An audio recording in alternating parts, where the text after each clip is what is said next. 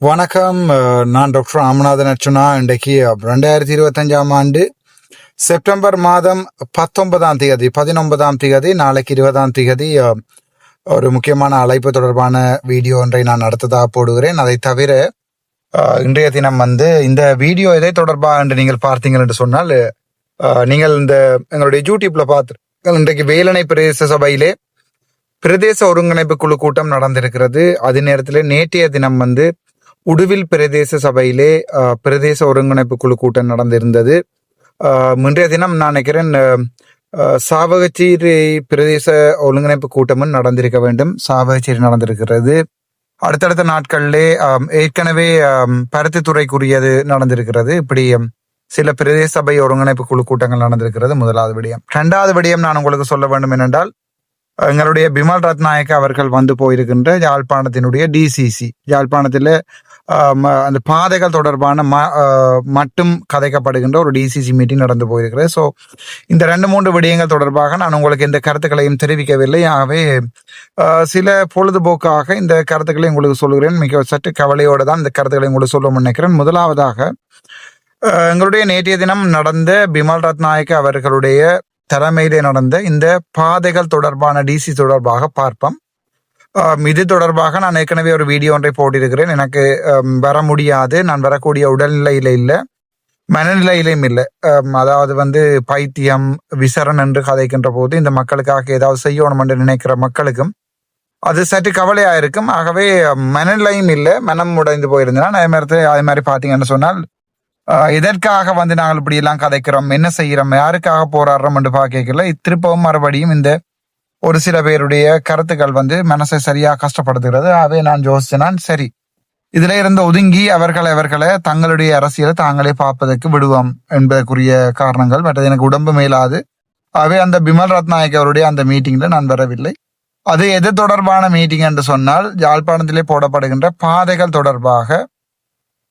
உங்களுக்கு தெரியும், இடக்கட ஒவ்வொரு தடவையும் பிமல் ரத்நாயக் ஒரு தடவை விட்டு போவார், அல்லது ஜனாதிபதி ஒரு தடவை விட்டு போவார், அல்லது பிரதமர் ஹரணி அமரசூரிய ஒரு தடவை விட்டு போவார்கள். அப்படி மாறி மாறி ஒவ்வொருத்தரும் யாழ்ப்பாணத்துக்கு வந்துட்டு போறது வளமை. ஆகவே நீங்கள் அதை பார்த்திருப்பீங்கள்.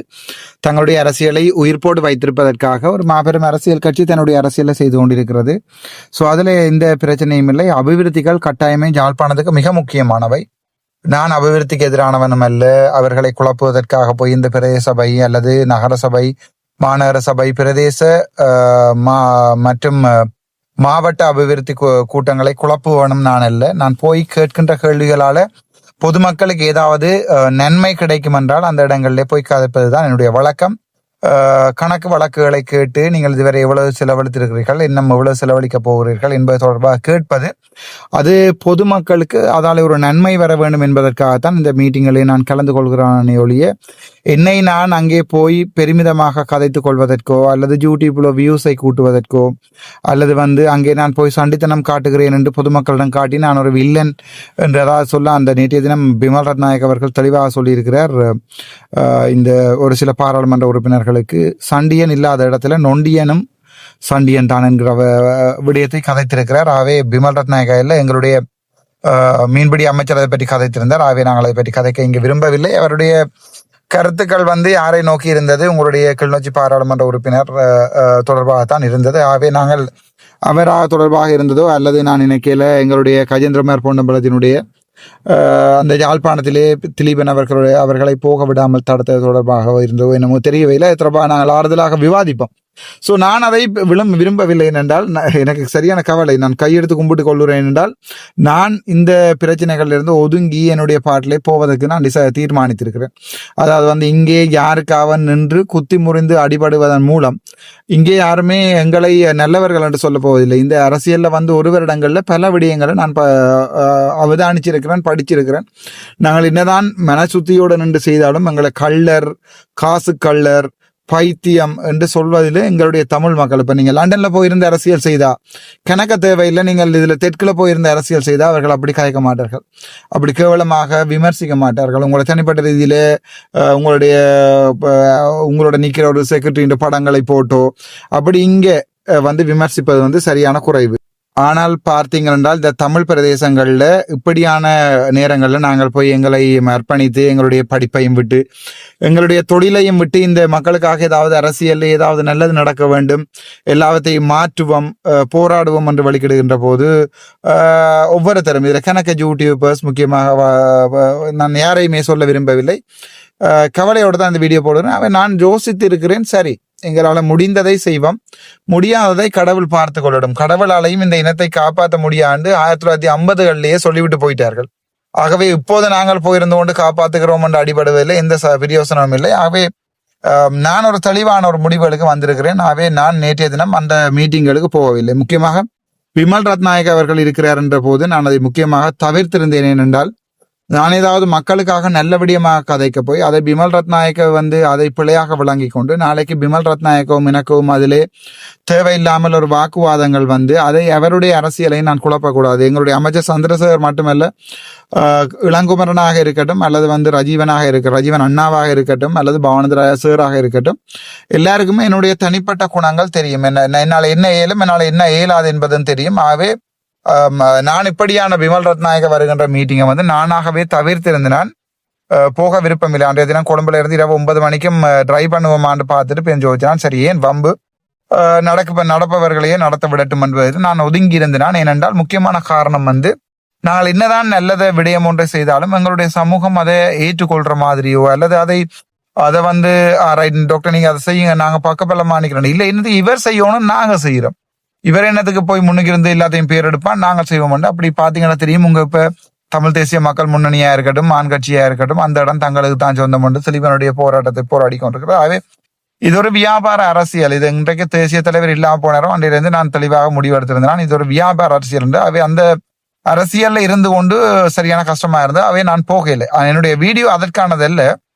அன்றைய தினம் நான் பார்த்தேன், எங்களோட பிமல் ரத்நாயக் அவர்கள் எங்களுடைய ஸ்ரீதரன் ஐயா அவர்களுக்கு ஆங்கிலத்துல காய்ச்சி கொண்டிருக்கிறார், சிங்களத்துல காய்ச்சி கொண்டிருக்கிறார். அவரால் முடிந்தது அந்த விடயத்துல பிமல் ரத்நாயக்க நான் பாராட்டுறேன். என்றால் அவரால் முடிந்த ஒரு அவரால் சிங்களம் முடியும் நன்றாக, அவருடைய தாய்மொழி சிங்களம். அவர் தனக்கு தெரிந்த ஆங்கிலத்திலே mister Sridharan you have to listen to me என்று சொல்லுகின்ற போது அதை விளங்கக்கூடிய அளவில கூட எங்களுடைய பாராளுமன்ற உறுப்பினர்களை நீங்கள் தெரிவு செய்யலை. இப்ப நான் யாருக்கும் தமிழ் மொழி தெரியாதென்றோ ஆங்கில மொழி தெரியாதென்றோ யாரையுமே சிறுமைப்படுத்தவோ, இப்ப மற்றவர்கள் எங்களை சிறுமைப்படுத்துகிறார்கள் என்பதை சொல்லிக்கொண்டு வாக்கு கேட்பவன் நான் அல்ல. நான் இருக்கிறேன் என்பதால் நீங்கள் எங்களுடைய இனம் பெருமைப்பட்டால் அந்த பெருமைக்குரியவனாக இருக்கிறதுக்கு தான் நான் ஆசைப்படுவேன். ஐயோ எனக்கு கால் இல்லாது நொண்டி, எனக்கு கால் கையெல்லாம் நடுங்குகிறது, ஆகவே நடுங்குகிறவர்களுக்கு நடுங்குகிறவரை மாதிரி கதிரை ஒன்றை வைத்திருக்க வேண்டியது உங்களுடைய பிழை அல்லவா என்று சொல்லி எல்லாம் கதைக்கிற அளவுக்கு இயலாது. நான் நொண்டி, எனக்கு கால் இல்லாது, கண் தெரியாதென்றால் அதே ஒரு இளைஞருக்கு நான் அந்த விடயத்தை கொடுத்து விட்டு நான் போகணும். இது நான் எங்களுடைய கௌரவ பாராளுமன்ற உறுப்பினர் ஸ்ரீதரன் அவர்களை நோக்கி சொல்லல. பிமல் ரத்நாயக் அவருடைய அந்த வீடியோவை நான் இது முடிய நான் போடுகிறேன். நீங்கள் பல பேர் பார்த்திருப்பீங்க நினைக்கிறேன். அந்த வீடியோவை முதலாவதாக போடுகிறேன், நீங்கள் பாருங்கள். அது பிறகு நாங்கள் அந்த மிச்ச விடயங்களை இதுல விவாதிப்போம்.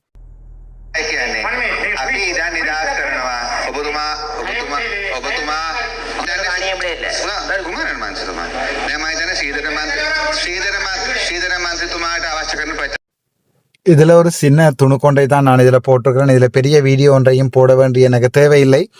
ஏனென்றால் முழு பேரை நீங்கள் இதை பார்த்திருப்பீங்கள். இதை திரும்ப திரும்ப உங்களுக்கு போட்டு காட்ட வேண்டிய தேவையில்லை. இது அந்த உதாரணமாக எந்த சம்பவம் என்று விளக்குவதற்கு இதிலே இந்த முழு வீடியோவையும் மற்ற சேனல்களிலே இருக்கிறது, தாராளமாக எடுத்து பார்க்கலாம். நீங்கள் இதில் பார்த்தீங்கன்னா தான் தெரியும் உங்களுக்கு எங்களுடைய தமிழ் மக்களினுடைய தராதரம். இதில் நான் கதைப்பது பிழை.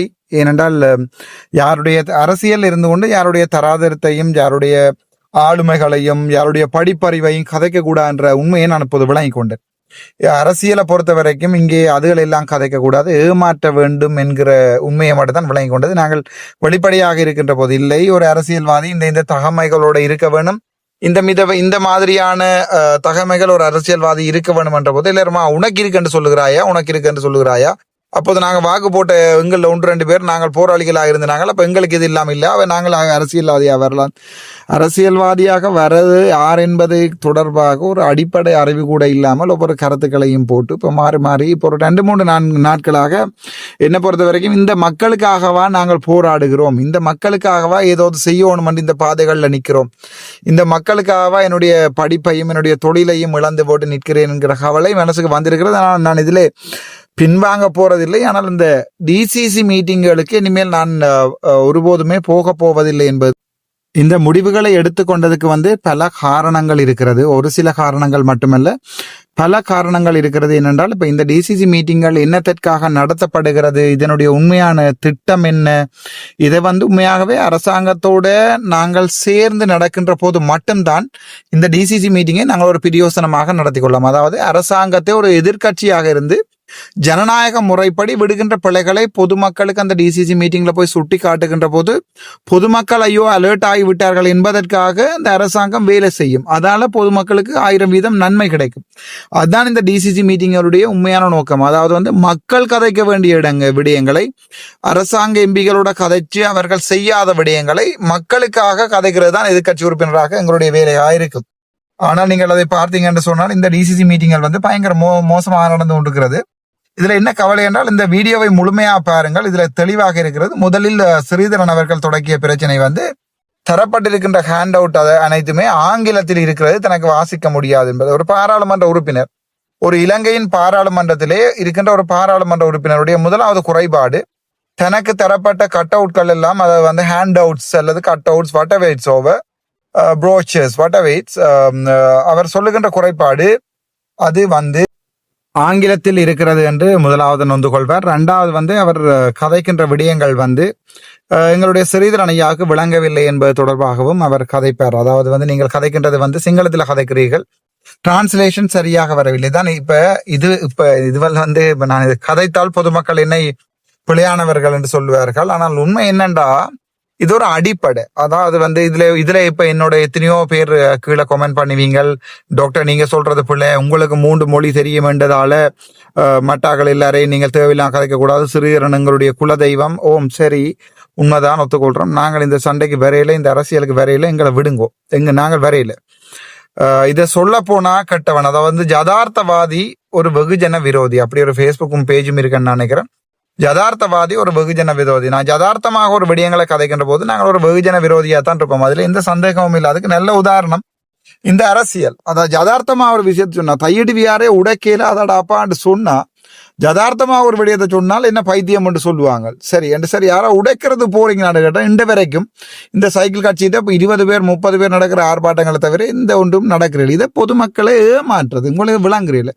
இப்ப ஸ்ரீதரன் ஐயாவுக்கு நான் ஏற்கனவே வீடியோ போட்டும் முதல் நாள் வீடியோவும் வேற போட்டிருந்தேன்னா, ஐயா நான் வர மாட்டேன், தயவு செய்து வலிகாமம் வடக்கு வலிகாமம் கிழக்கில் இருக்கிற மக்களுடைய மீள்குடியேற்றம் தொடர்பாக கதைங்கன்னு சொல்லி நான் எதிர்பார்த்தேன். இவர் கதை பேரண்டேன். நான் வந்தால் விமல் ரத்நாயகவை அன்று ஜம்பர் போட்டு அனுப்பியிருப்பேன். அதுல எந்த சந்தேகம் இல்லை. உங்களுக்கு அதுல சந்தேகமா இருந்தால் நீங்கள் என்னுடைய பாராளுமன்ற வீடியோக்கள் எடுத்து பார்க்கலாம். ஆனால் நீங்கள் அர்ச்சுனாவை இழக்கிறீர்கள். ஒரு விடயத்தை மட்டும் ஞாபகம் வச்சு கொள்ளணும், உங்களை எந்த கோபமும் இல்லை எனக்கு. ஆனால் மெதுவாக ராமநாதன் அர்ச்சுனா என்ற உங்களுக்காக நின்ற பாராளுமன்ற உறுப்பினரை நீங்கள் இழந்து கொண்டிருக்கிறீர்கள். அதுல இழப்பு இல்லை. நீங்கள் அதுல கஜேந்திரகுமார் பொன்னம்பலத்தை நீங்கள் நாடி போகலாம், அல்லது ஸ்ரீதரன் ஐயாவை மெருகூட்டலாம், அல்லது எங்கள் ராஜீவன் அண்ணாவை அவருடைய. அது இப்ப இந்த அரசியல்ல நான் நின்றுதான் அரசியல் செய்ய வேண்டிய தேவை ஒன்றும் எனக்கு இல்லை, எனக்கும் இல்லை, தமிழ் மக்களுக்கும் இல்லை. நான் இல்லாமல் இந்த அரசியல் விழப்போவதும் இல்லை. நாங்கள் நாளைக்கு நான் செத்தாலும் இந்த அரசியல் இன்னொரு 10 வருடம் 15 வருடம் 20 வருடம் இப்படி ஏமாத்தி போகத்தான் போகிறது. என்ன நான் விட்ட பிழை என்னென்றால், ஒரு வைத்தியராக ஒரு 2017ஆம் ஆண்டு வேண்டின வெசல், இலங்கையில 2வது வேண்டின வெசல் எல்லாத்தையுமே இழந்து ஒரு முட்டாள், பைத்தியம், விசரன், வெளிய போடா நாயே என்றெல்லாம் கதைக்கின்ற போது கூட அவற்றையெல்லாம் தாங்கி கொண்டு இந்த அரசியல்ல நான் இப்போது நிக்கிறது தான் நான் விட்ட பிழை. இதான் எனக்கு இது ஒரு மிக கவலையோட தான் இந்த வீடியோ போறேன். நான் இந்த வீடியோ வரைக்கலைமா, அடுத்தடுத்த ஒரு 2-3 வீடியோ போறேன், அதை நான் விளங்கப்படுத்துறேன் உங்களுக்கு. என்னடா நான் இதுல இனிமேல் ஒரு எங்களுடைய மக்களுக்கு ஏதாவது சொல்லி ஏதாவது செய்யலாமான்னு கேட்டா இல்லை. இப்ப என்ன பொறுத்த வரைக்கும் நான் மனம் உடைஞ்சிருக்கிறேன், அதான் உண்மை. உங்களுக்காக உண்மையாவே கதைக்க ஒரு பிரியோசனம் இல்லாம போய் நான் உண்மையாவே மனம் உடைந்திருக்கிறேன். என்னென்றால் எனக்கு என்ன பொறுத்த வரைக்கும் இதுக்கும் மேலேயும் எங்களுடைய இனத்துக்கு என்னால செய்யக்கூடிய ஒன்றும் இல்லை. பைத்தியம் என்று பேர் வேண்டியாச்சு. ஒரு வைத்தியராக இருந்து கொண்டு சைக்காட்ரிக் பேஷண்ட்ஸ் எல்லாத்தையும் பார்த்த எனக்கு பைத்தியம், விசரன், பைத்தியக்காரன், வெளியே போடா நாயே என்று பேசுகின்ற கதைகள் எல்லாமே மிகவும் சந்தோஷம் தான். அது ஆரம்ப கட்டத்துல பயங்கர கஷ்டமாக இருந்தது. ஒரு வைத்தியராக இருந்து கொண்டு இப்படியான இடங்களை நிக்கல, சமூகத்துல நல்ல அந்தஸ்தோட சாப்பாடு கடையிலே போனாலும் சரி, சங்கத்துல நின்றாலும் சரி அல்லது கிரவுண்டுக்கு போனாலும் சரி டாக்டர் வாங்கன்னு சொல்லி இருக்கின்ற மரியாதை எல்லாத்தையும் இழந்து இந்த அரசியல்ல ஒரு கேவலமான மனிதனாக இந்த ஒருவரிடம் மாறி போயிருக்கிறது என்னுடைய வரலாறு. அதாவது மிகவும் மோசமாக போயிருக்கிறது. இன்னைக்கு சரியான கவலை எனக்கு. ஆனால் நான் சரி அது அப்படியே நடந்தவே போகட்டும் என்று சொல்லி பொறுத்து கொண்டு இருந்து நான் இப்போது நான் முடிவு எடுத்திருக்கிறேன் என்றால் இந்த டிசிசி மீட்டிங்களுக்கும் இந்த பிரதேச ஒழுங்கமைப்பு மீட்டிங்களுக்குள்ளையும் யாரோடையும் சண்டை பிடிச்சு இந்த அரசியலையும் செய்கிறேன் என்ற முடிவை எடுத்திருக்கிறேன். ஏனடா வடக்கு மாகாணத்துக்கு உங்களுக்கு தெரியும், வடக்கு மாகாண சபை எலெக்ஷன் வரப்போறது. நன்றி, எனக்கு சந்தோஷம். நல்லொரு மாகாண அமைச்சர் உங்களை கிடைக்கணும் நானும் விரும்புகிறேன். எனக்கும் சந்தோஷம். நானும் அந்த வடக்கு மாகாண சபையின் தேர்தலில் நிப்பனோ இல்லையோ எனக்கு பெரும்பாலும் சந்தேகம். இந்த அரசியல் இப்போது இருக்கிற இந்த மனநிலையில இந்த வடக்கு மாகாண சபை தேர்தலில் நிப்பனா இல்லையான்னு சந்தேகம் இருக்கிறது எனக்கு. அந்த அளவுக்கு இந்த மனசை பயங்கரமா நோவடிச்சிருக்கிற இந்த சமூகம் தான் எனக்கு சரியான கவலை. என்னத்தை கூட செஞ்சம், ஓகே எங்கள்ட்ட காசு இல்லை, என்னிடம் நான் பெரிய கோடியா சேர்த்து வைக்கல, அரசியலுக்கு காசு தேவை. ஆகவே வெளிநாட்டில் இருக்கிற புலம்பெயர் மக்கள்கிட்ட எனக்கு இப்போ பாராளுமன்ற தேர்தலுக்கு காசு தாங்கொண்டு கேட்டேன், அதை வேண்டினேன், செலவழிச்சோம்.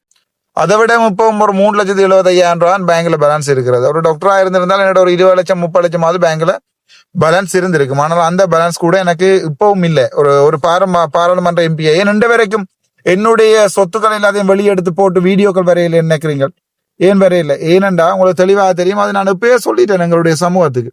என்னோட பரம்பரையா வந்த சொத்துக்கள் என்னென்ன இருக்கிறது, நான் சேர்த்து வச்ச சொத்துக்கள் என்னென்ன இருக்கிறது, எவ்வளவு பெறுமதியான அம்பு வில்லுகளோ காரோ வீடோ என்னென்ன இருக்கிறது என்றெல்லாம் நான் எங்களோட மக்களுக்கு தெளிவாக சொல்லிட்டேன். ஸோ எல்லாத்தையும் இழந்தும் உண்மையாக இருந்து கொண்டும் இந்த அரசியலை நிக்க சரியான கவலையா இருக்கு. இந்த கவலையை எனக்கு எப்படி சொல்றேன்னு தெரியாம இருக்கு.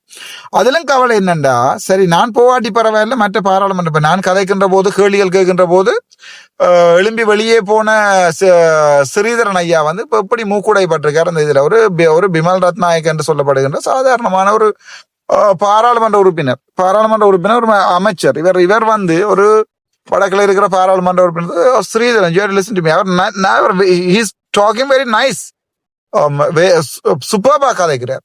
அதாவது பிமல் ரத்நாயක and ஸ்ரீதரன் அவர்களுக்கு ஸ்ரீதரன் வந்திருத்துமா கர்மாக்கள் அகண்டமேக்கு அபிஷேனை கக்காண்ட அஹுகந்தண்டா நான் சொல்றது தயவு செய்து கேளுங்கன்னு சொல்லி வடிவாக எக்ஸ்கியூஸ் மீ என்று நிற்கிறார். ஸோ இதுல இருந்து உங்களுக்கு விளங்கி இருக்கணும், இதுதான் எங்களுடைய தராதரம். இப்படித்தான் நாங்கள் பாராளுமன்றத்தில் மொக்காகிறோம், இப்படித்தான் பாராளுமன்றத்தில் சிரிக்கப்படுகிறோம். உங்களோட தமிழ் சமூகம் இப்படித்தான் சிரிக்கிறது என்பதை நீங்கள் விளங்கிக் கொள்ளணும். இதை நீங்கள் இதுல இருக்கிற சில பேர் அடிமட்டங்கள் இருப்பீங்க, டாக்டர் இவன் பைத்தியகாரன் விசரன், இவனுக்கு தெரிஞ்செல்லாம் மட்டும்தான் மற்ற தெரியும், சிறுவன் என்ன பிள்ளை என்று சொல்லி ஓகே ஃபைன் தேங்க்யூ நான் ஏற்றுக்கொள்றேன். நான் இனிமே இதுல தலையிடையில, இந்த விடயங்களை தலையிட நான் உண்மையாவே மனசுல தீர்மானத்தில் எடுத்துட்டேன். இந்த மாதிரியான சில்லற மீட்டிங்களுக்கு போய் என்னுடைய டைமை வேஸ்ட் ஆக்கவும் இல்லை, அதுல சண்டை பிடிக்கிறதும் இல்லை, பொதுமக்களுக்கு ஒன்றைய உடைச்சு போட்டு சொல்ல வேண்டிய தேவையும் இல்லை, அதால எனக்கு ஒரு லாபமும் இல்லை, அதால அரசாங்கம் செய்ய போறதும் இல்லை. அரசியலை வடிவாவே படிச்சுட்டேன் நான்.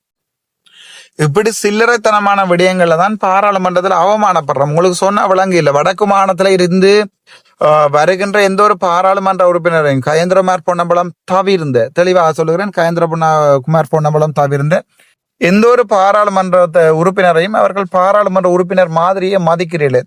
எதிர்கட்சியில் இருக்கின்ற அரசியல்வாதிகளாக இருக்கட்டும் அல்லது ஆளுங்கட்சியில இருக்கிற அரசியல்வாதிகளாக இருக்கட்டும், இவங்களுக்கு தமிழும் தெரியா, இங்கிலீஷும் தெரியா, சிங்களம், தெளிவா சொல்றேன், தமிழும் தெரியா, இங்கிலீஷும் தெரியா, சிங்களமும் தெரியான்னு சொல்லி அந்த எங்கண்ட வடக்கு கிழக்குல இருந்து வருகின்ற பாராளுமன்ற உறுப்பினர்கள் அவர்களை கணக்கெடுக்கிறதும் இல்லை. நாங்கள் எங்கே அதாவது ஒரு பாராளுமன்ற உறுப்பினர் ஒருத்தனை எழும்பினா ஒரு பயம் ஒண்டி இருக்கணும், ரைட்? அவன் எங்களுடைய மக்களுடைய பிரச்சனைகளை கதைக்க போறான், கதைச்சா இந்த பாராளுமன்றம் நடுங்கும், இங்க எப்படி எங்களுடைய வாக்கெல்லாம் உடைஞ்சிரும், எப்படி கதைக்காம பண்றது, எப்படி இவனை மைக் ஆஃப் பண்றது, திருப்பியும் மறுபடியும் என்னட்டையே வாரேன் நான் என்று சொல்லி ஒரு பயம் ஒன்று இருக்கணும் பாராளுமன்றத்துல.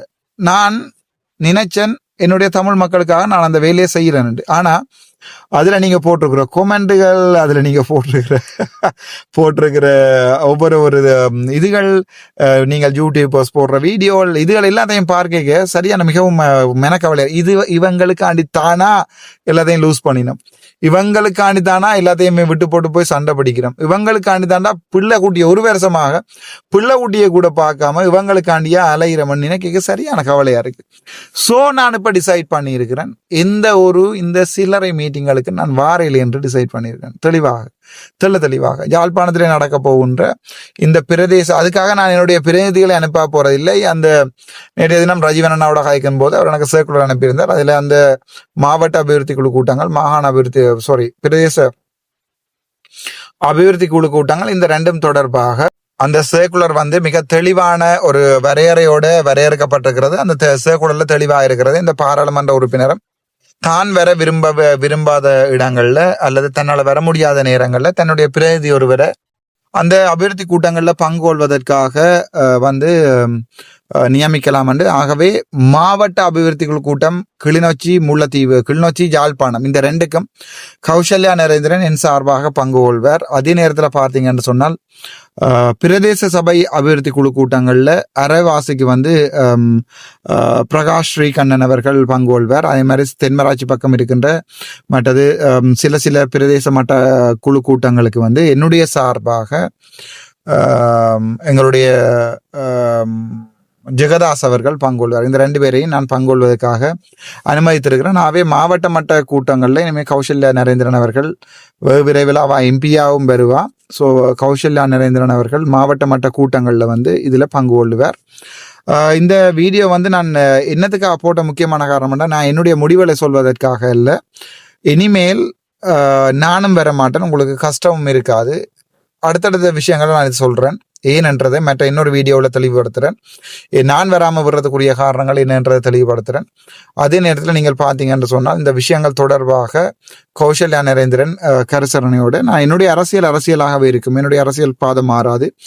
இந்த சில்லறைகள் எல்லாம் சிலுசிருக்கிறதாக என்னுடைய அரசியலை நான் மாற்ற மாட்டேன். ஆனால் எனக்கண்டு வேறு ஸ்கோப்புகள் இருக்கிறபடியா என்னுடைய டியூட்டிஸை வந்து டெலிகேட் பண்ணி கொடுத்துருக்கிறேன்.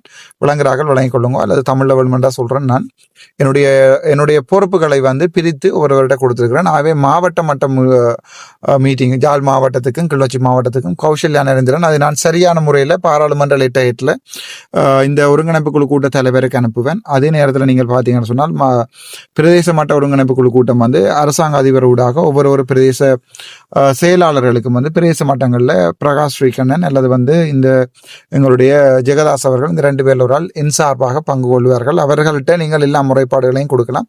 என்னுடைய அரசியலாகவே இருக்கும். ஆனால் அந்த அர்ச்சுனா தேவையில்லை, அவன் பைத்தியம், அவன் விசரன், இவன் வந்து என்ன இங்கே கேள்வியை கேட்கறது, வெளியே போட்டா நாயே, அரசாங்க ஊழியர்களை அவமானப்படுத்தக்கூடாது. ஸோ நான் அப்படியே விடுறேன். இதுக்கு மேலேயும் நான் இதையும் காய்ச்சி சண்டை பிடிக்கிறதுக்கு தயாராக நான் அப்படியே விடுறேன். மிச்சத்தை எங்களுடைய சமூகமே காலப்போக்கில் சொல்லட்டும். இன்றைக்கு ஒரு நாளைக்கு சமூகமாக யோசிச்சேன்டாசி அவன் இருந்திருந்தா கேட்டிருந்தா இந்த விடயங்கள் நடந்திருக்க வேண்டும் நினைக்கின்ற சந்தர்ப்பங்களில் நாங்கள் திருப்பி வருவோம். அது வரைக்கும் உங்களிடமிருந்து விடைபெறுவது டாக்டர் ராமநாதன் அர்ச்சுனா.